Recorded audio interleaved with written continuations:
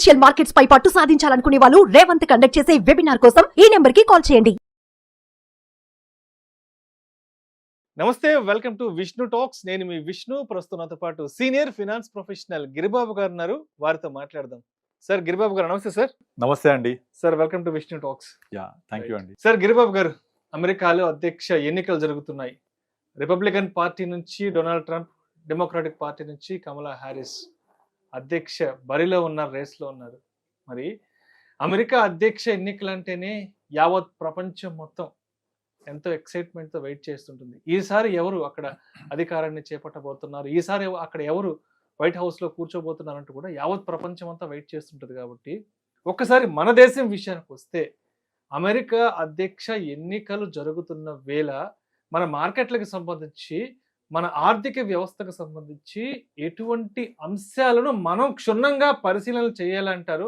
ఎటువంటి అంశాల మీద మనం దృష్టి కేంద్రీకరించాలి అంటారు? అసలు ఇంతవరకు ప్రపంచంలో ఏ దేశంలో ఏ ఎన్నికల్లో లేని ఉత్కంఠ ఈసారి చూస్తున్నాం. కారణం ఏంటంటే, మొట్టమొదటిసారిగా ఈ అధ్యక్ష ఎన్నికలు జరుగుతున్న సమయంలో ఒక అధ్యక్ష అభ్యర్థిని మార్చడం ఫస్ట్ టైం జరగడం అక్కడ. అంటే యాక్చువల్గా చాలా మంది చెప్పడం ఏంటంటే, జో బైడెన్ అంటే కరెంట్ ప్రెసిడెంట్ కనుక కంటిన్యూ అయ్యి ఉంటే ట్రంప్కి గెలుపు అనేది నల్లేరుపై నడకయ్యేది. సో ఆ విషయం వాళ్ళకి అర్థమైంది అక్కడ సర్వేల ద్వారా, అక్కడ వాళ్ళ డిస్కషన్స్ ద్వారా. సో ఇమ్మీడియట్లీ వాళ్ళు ముందుగా కళ్ళు తెరిచి డెమోక్రటిక్ పార్టీ వాళ్ళు వాళ్ళ అభ్యర్థిని మార్చేసి కమలా హ్యారిస్ని ఫ్రంట్ సీన్లోకి తీసుకొచ్చారు. సో ఇప్పుడు అక్కడ అధ్యక్ష ఎన్నికలు చాలా రసవత్తరంగా జరుగుతున్నాయి. ఇంకొక ఇంపార్టెంట్ పాయింట్ ఏంటంటే, గడిచిన 200 సంవత్సరాలలో ఎప్పుడు కూడా ఒక మహిళ అధ్యక్షురాలిగా గెలిచిన సందర్భం లేదు, ఎక్కలేదు. కనుక అందుకనే ఈ ట్రంప్ వచ్చేసి అతను యాజ్ అ ప్రెసిడెంట్ గా మొదటి టర్మ్ చేసిన తర్వాత చాలా రకరకాల ఇష్యూస్ లో ఇరుక్కొని అలిగేషన్స్ తోటి బయటకు వచ్చి వ్యవహారము, తర్వాత ప్రెసిడెంట్ భవన్ ని మళ్ళీ ముట్టడించడము, తన అనుచరులతో వెళ్ళడము, ఇలా చాలా చేశాడు. అంటే ఒక అధ్యక్ష పదవికి ఉండే హుందాతనాన్ని తగ్గించాడు అనే ఒక ధోరణి తీసుకొచ్చింది. కనుక ఇప్పుడు జరుగుతున్న ఈ అధ్యక్ష ఎన్నికలు మన మీద ప్రభావాన్ని 2 యాంగిల్స్ అర్థం చేసుకోవాలి. ఒకటి, ఆర్థిక వ్యవస్థ, అంటే మన భారతదేశ ఆర్థిక వ్యవస్థకి ఎలా ఇన్ఫ్లుయెన్స్ చేస్తుంది. 2, మన స్టాక్ మార్కెట్ని ఎలా ఇన్ఫ్లుయెన్స్ చేస్తాయి. ఈ రెండు ఎందుకు కీలకంగా చూడాలి అంటే, మీరు ఒకసారి కనుక ట్రంప్ క్యాంపెయిన్ చేసేటప్పుడు అతను ఒక క్యాప్ పెట్టుకుంటాడు, రెడ్ కలర్ క్యాప్. అతని సపోర్ట్స్ అంతా ఒక ప్లే కార్డ్స్ పట్టుకుంటారు. అది కనుక కరెక్ట్గా గమనిస్తే MAGA అని రాసి ఉంటుంది. మాగా అంటే మేక్ అమెరికా గ్రేట్ అగైన్. అతని క్యాప్ మీద కూడా పెద్దగా రాసి ఉంటుంది. అందరు పట్టుకుంటారు, make America great again. In fact last time contest చేసినప్పుడు కూడా సేమ్ క్యాంపెయిన్. అంటే ఇక్కడ మనకు లోకల్లో తెలంగాణ వాళ్ళు మన కేసీఆర్ నీళ్లు, నిధులు, నియామకాలు అని చెప్పి ఎక్కడైతే లోకల్ అస్తిత్వాన్ని బయట తీసుకొచ్చి మన ప్రాంతీయత భావం తీసుకొచ్చాడో, అలాగా ఇప్పుడు ట్రంప్ కూడా మేక్ అమెరికా గ్రేట్ అగైన్ అనే పదం యూజ్ చేయడంలోనే మనం ఆల్రెడీ గ్రేట్ ఉన్నాము, ఇప్పుడు లేము, మళ్ళీ గ్రేట్ గా నిలదొక్కుకోవాలి అని చెప్పడంలో క్లియర్ గా అర్థం కనిపిస్తోంది. That is the meaning of again. మాగా అని రాసుంటారు ప్రతి క్యాంపెయిన్ లో, ప్రతి చోట అతను వాడే క్యాప్ మీద, ప్లే కార్డ్స్ మీద. సో ఇది చాలా ఇన్ఫ్లుయెన్స్ చేస్తుంది, బాగా ఇన్ఫ్లుయెన్స్ చేస్తుంది. సో ఆ ఇన్ఫ్లుయెన్స్ వల్లనేమో, లేదంటే వాళ్ళ డిబేట్స్ లో జరుగుతున్న డిబేట్స్ వల్లనేమో కమలా హ్యారిస్ కంటే ట్రంప్ చాలా దూకుడుగా ఉన్నాడు. చాలా వరకు సర్వేలు, రాజకీయ విశ్లేషకులు చెప్పేదాని ప్రకారంగా ఈవెన్ డొనాల్డ్ ట్రంప్ చాలా మంచి మెజార్టీతో గెలిచే అవకాశాలు కనబడుతున్నాయి. అఫ్ కోర్స్ లాస్ట్ మినిట్ లో ఏమైంది ఎవరికి తెలియదు, చెప్పలేం కదా. బట్ పర్సనల్ గా నేను కూడా డొనాల్డ్ ట్రంపే గెలుస్తాడు అనుకుంటున్నాను. ఆ విశ్లేషణలు ఇవన్నీ కూడా లాస్ట్ మినిట్ లో మొత్తం చేంజ్ అయిపోవచ్చు కూడా.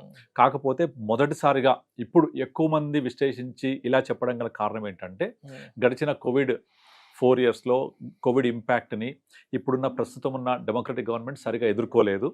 ఆర్థిక వ్యవస్థని బాగా దిగదార్చారు. వాళ్ళు గత 1 decade ఎంత కరెన్సీ ప్రింట్ చేశారో దాదాపుగా ఆ సమానమైన కరెన్సీని లాస్ట్ 2021-2022లో ప్రింట్ చేశారు. ఇది ఆర్థిక ద్రవ్యోల్బణానికి దారితీసింది. దీన్ని సరిగా కట్టడి చేయలేకపోయాడు ప్రస్తుత అధ్యక్షుడు. ప్రకటన వల్ల, ఇవన్నిటి వల్ల ఎక్కువ మంది ప్రజలు ఇప్పుడున్న డొనాల్డ్ ట్రంప్ కి మొగ్గు చూపుతున్నారు. అది కూడా కాక మన ఇండియన్ ఓటర్స్, అంటే భారత ఆరిజిన్ ఓటర్స్ దగ్గర 26 లక్షల మంది ఓటర్లు ఉన్నారు. వీళ్ళందరూ ఎప్పుడు కూడా వాళ్ళ యొక్క ఓట్ అంతా ఇప్పుడు ఓట్ బ్యాంక్ అంతా కూడా డెమోక్రటిక్ పార్టీ వైపు ఉంటుంది. అలానే మొట్టమొదటిసారిగా మన ఇండియన్స్ కూడా రిపబ్లికన్ పార్టీ వైపు మొగ్గు చూపుతున్నట్టుగా మనకు సర్వేలు చెప్తున్నాయి. సో కనుక అందుకే ఈ అన్నిటి నేపథ్యంలో ఇప్పుడు జరుగుతున్న ఎన్నికలు చాలా రసవత్తరంగా ఉన్నాయి. ఇక మీరు అడిగిన ప్రశ్నకు వద్దాం. ఈ ఎన్నికలు మన భారత ఆర్థిక వ్యవస్థపై ఎలా ప్రభావం చూపిస్తాయి, మన స్టాక్ మార్కెట్ పై ఎలా ప్రభావం చూపిస్తాయి, ఈ ప్రభావాన్ని మనం ఒక 4-5 యాంగిల్స్ గా డివైడ్ చేసుకోవచ్చు.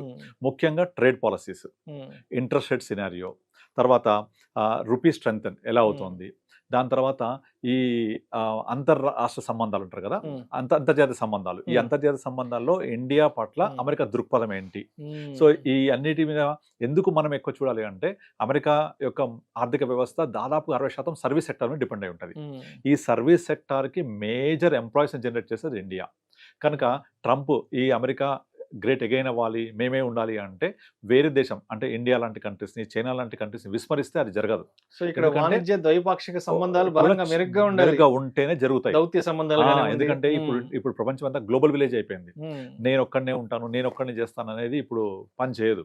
కనుక ఈ దృక్పథం ఇండియా పట్ల ఎలా ఉంటుంది, ఇవన్నీ నేపథ్యంలో మనం అర్థం చేసుకోవాలి.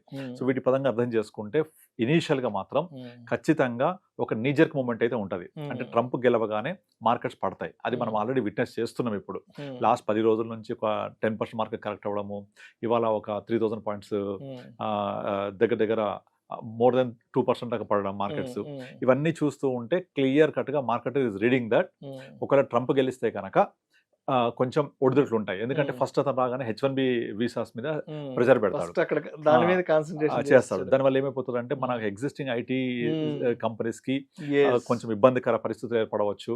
అండ్ తర్వాత ఇంట్రెస్ట్ రేట్స్ వచ్చేసి చాలా ఇన్ఫ్లుయెన్స్ చేసే పరిస్థితి ఉంటుంది. సపోజ్ ఇప్పుడు ఇంట్రెస్ట్ రేట్స్ కట్ చేయకపోతే వాళ్ళ ఆర్థిక వ్యవస్థ ఇబ్బంది పడుతుంది.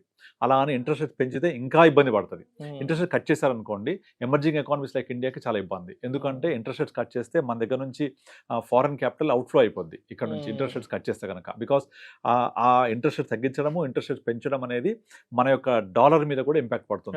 సో డాలర్ ఇంకా స్ట్రెంత్ అయింది అనుకోండి, స్ట్రెంత్ అవుతుంది ఇండియన్ ఎకానమీకి ఇబ్బంది, రూపీ అవుట్ఫ్లో అవుతుంది.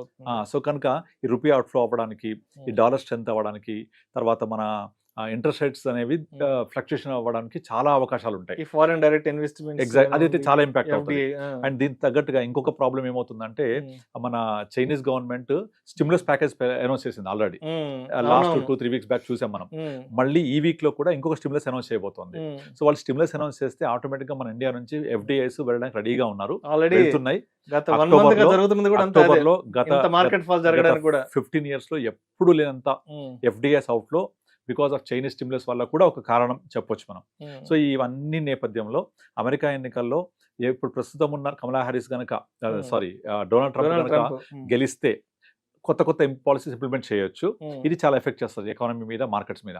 అలా కాకుండా కమలా హ్యారిస్ గనక గెలిస్తే ఇప్పుడు జో బైడెన్ ఏవైతే అడ్మినిస్ట్రేషన్ రూల్స్ ఫాలో అవుతున్నారో, ద్వైపాక్షిక సంబంధాలు ఉన్నాయో, దాదాపుగా మెజారిటీగా అవే కొనసాగితే పెద్ద ఇబ్బందులే ఉండవు.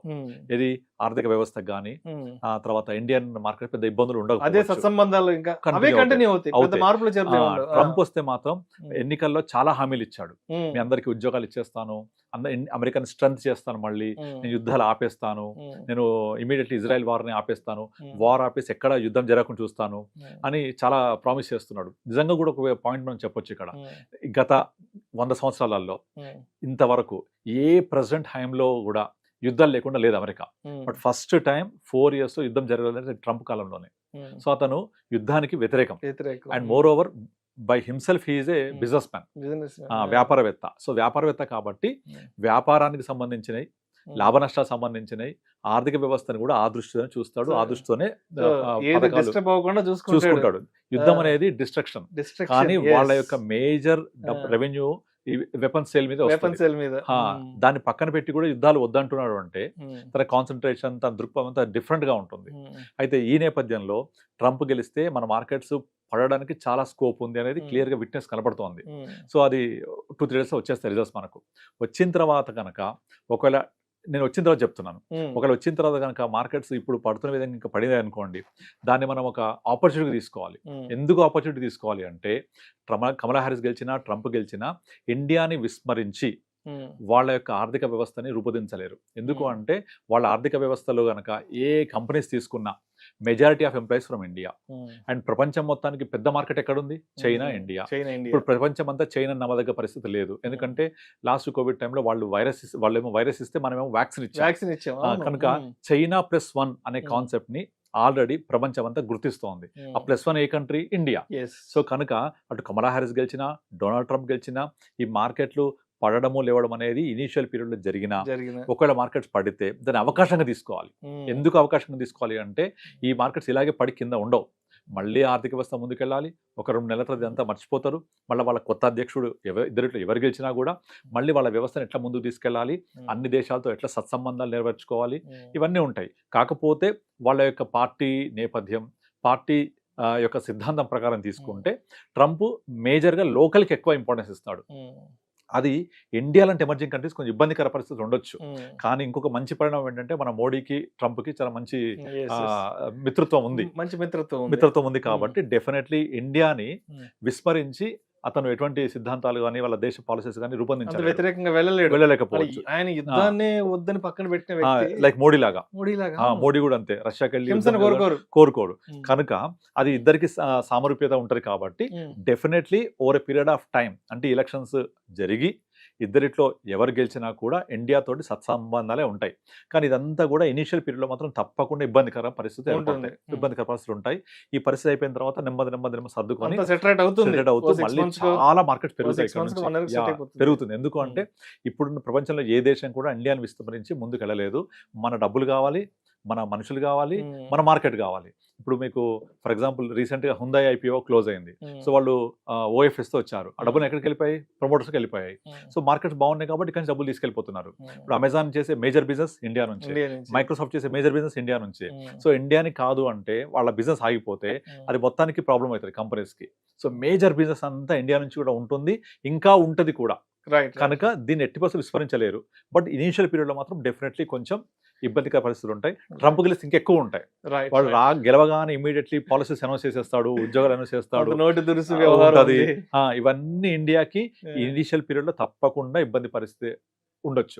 కమలా హారిస్ గెలిస్తే మాత్రం ఆల్రెడీ ఎగ్జిస్టింగ్ కంటిన్యూ ఉంటుంది. కనుక మన ట్రేడ్ పాలసీ కానీ, ఫారెన్ డైరెక్ట్ ఇన్వెస్ట్మెంట్స్ కానీ, తర్వాత ఇంట్రెస్ట్ రూపీ స్ట్రెంత్ కానీ, ఇవన్నీ కూడా వాళ్ళు తీసుకునే పాలసీస్ మీద ఇమీడియట్ ఇంపాక్ట్ అయ్యి కొంచెం స్ట్రగుల్ అయ్యి over period of time definitely చాలా మంచిగా పైకి వెళ్తుంది. ఒక విధంగా చెప్పాలంటే ట్రంప్ గెలిస్తేనే మార్కెట్స్ తదనంతర కాలంలో బాగా పైకి వెళ్తాయి, ముందు పడతాయి ఆపర్చునిటీ, దెన్ ఫ్యూచర్లో పెరుగుతాయి కూడా. Thank you sir, thank you so much Giribabu garu. Thank you అండి. అమెరికా అధ్యక్ష ఎన్నికల్లో ఎవరు పీఠాన్ని చేజెక్కించుకుంటే అది భారత ఆర్థిక వ్యవస్థకు, అది ఇండియన్ మార్కెట్స్కి ఎటువంటి ప్రయోజనాలు ఉంటాయి ఏంటనే దాని గురించి చాలా చక్కగా మీ స్టైల్లో చాలా మంచి అనాలిసిస్ అందించారు. Thank you so much sir. Thank you అండి.